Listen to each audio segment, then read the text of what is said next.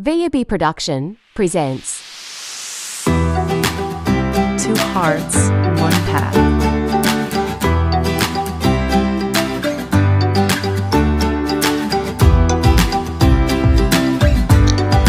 Nagumpisa ang lahat sa pangarap ng mag-asawa na magkaroon ng malusog na pangangatawan. Pangkaraniwan na kasi na kapag tumatanda at nagkakaedad na ang tao, sila ay nagkakaroon na ng mga karamdaman. Kaya habang wala pang nararamdaman, kailangan alagaan din natin ang ating mga sarili. Kaya nga kami ng aking asawa ay nagpasya na mag-exercise at mag-walking kung merong time. Halika, samahan nyo kami sa aming paglalakbay patungo sa malusog na pangangatawan. Ito ang Raudhat Al Khail Park. Malapit lang to sa aming bahay. Kaya mas minabuti namin pumunta dito tuwing umaga. Madami rin dito mga pusa, lalo na ngayong umaga. Habang naglalakad kami, ang dami naming nakikita. Hindi lang sila ordinaryong pusa, magaganda pa ang kanilang itsura. Kaya halika, samahan nyo kami, mag-enjoy tayo maglakad ngayong umaga. Habang naglalakad, madami kang makikita rin mga ibon at mga pusa. Ayan pa ang isa, napakaputi at napakataba niya. Medyo sumisikat na yung araw, kaya magpakuha muna tayo ng selfie. Ito pa ang isang pusa. Black and white ang kulay niya at mataba.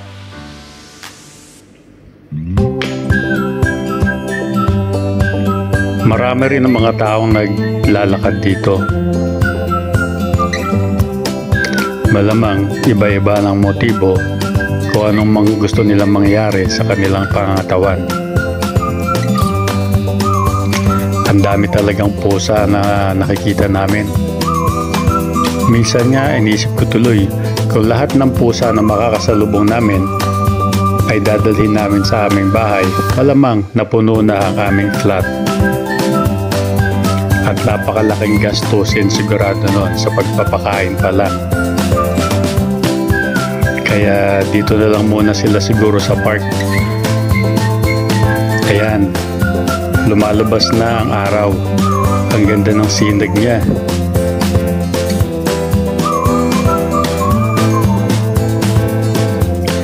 Ito nga palang aming paglalakad ay pangalawang beses na. Nung unang naglakad kami ay mahigit isang araw na ang nagdaan. At sa mga oras na to, habang ginagawa ko ang video na to, nakapaglakad na rin kami, nasundan na itong aming lakad na to ng pangatlo pa.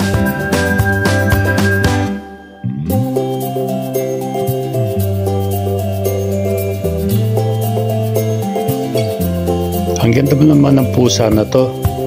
Parang namamasyal lang din siya sa park. Madaming halaman at puno dito sa paligid ng park. Ito nga portion na to, para siyang mga punong buko na matataas.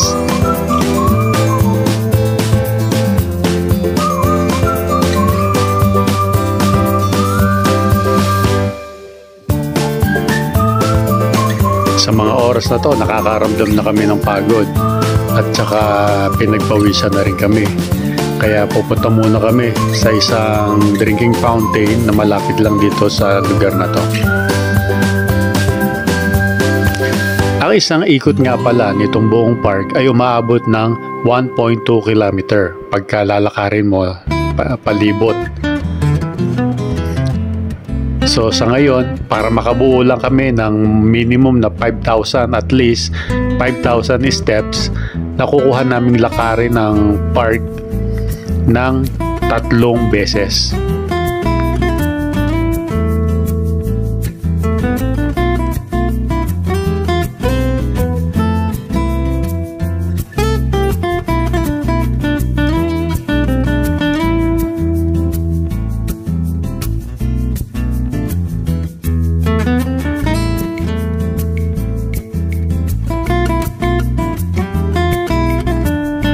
Sa mga oras na to, wala na kami sa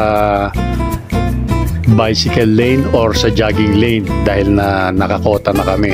Nakuha na namin yung 5,000 steps.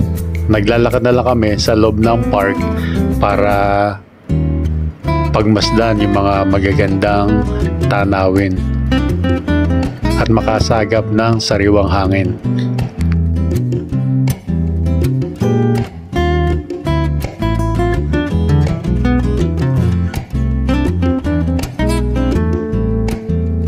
Medyo mataas na rin yung araw, pero ang oras ng mga sandaling yan ay alas 6:10 ng umaga, kaya hindi pa masakit sa balat ang sikat ng araw.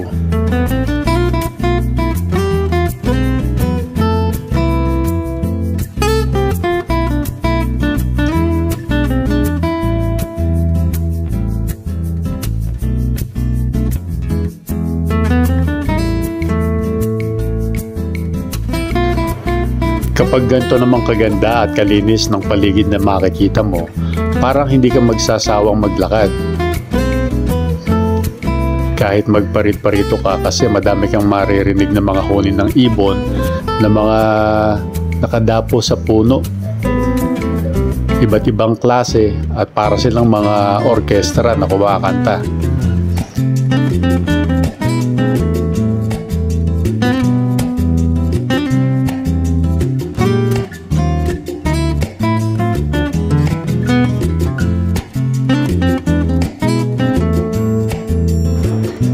Maya-maya lang ay pupunta na kami doon sa isang maliit na bundok at magtatanggal na kami ng sapatos. Doon kami mag-i-stretching at masarap ang pakiramdam doon dahil yun yung time na mag-grounding kami. Tatanggalin namin yung sapin ng aming mga paa at maglalakad kami sa damuhan.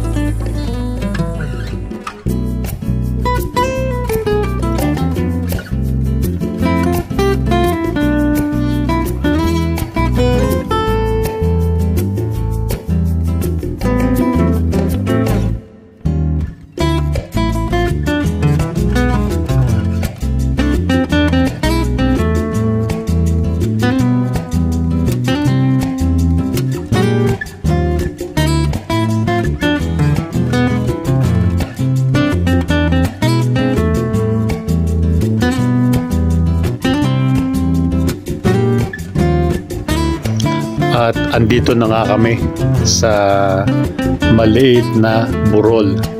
Dito kami nag-exercise, nag-stretching.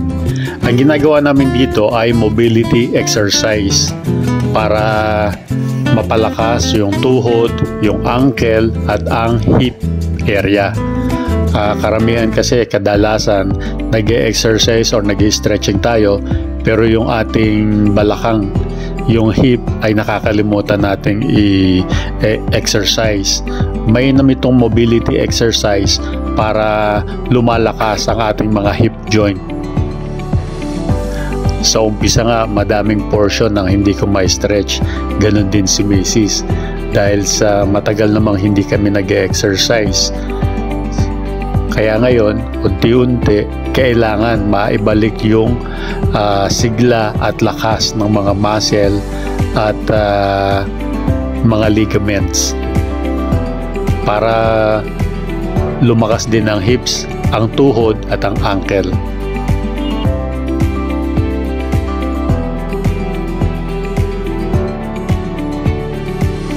Sa mga sandaling ito, nakaabot na kami ng mga 30 minutes ng pag-exercise at stretching. Ayan, tumatalon pa nga ako. Nahirapan ako dyan. Pagkatapos, huwag nyo rin palang kalimutan na i-exercise ang spinal column dahil kailangan ma-decompress siya. kailangan din nating mapalakas ang ating core para full body exercise ang mangyayari. Ayan, nakatapos na kami. At sana masundan pa to ng mga masaya at mga magandang activity sa darating na panahon. Hanggang sa muli, magkita-kita ulit tayo. Paalam!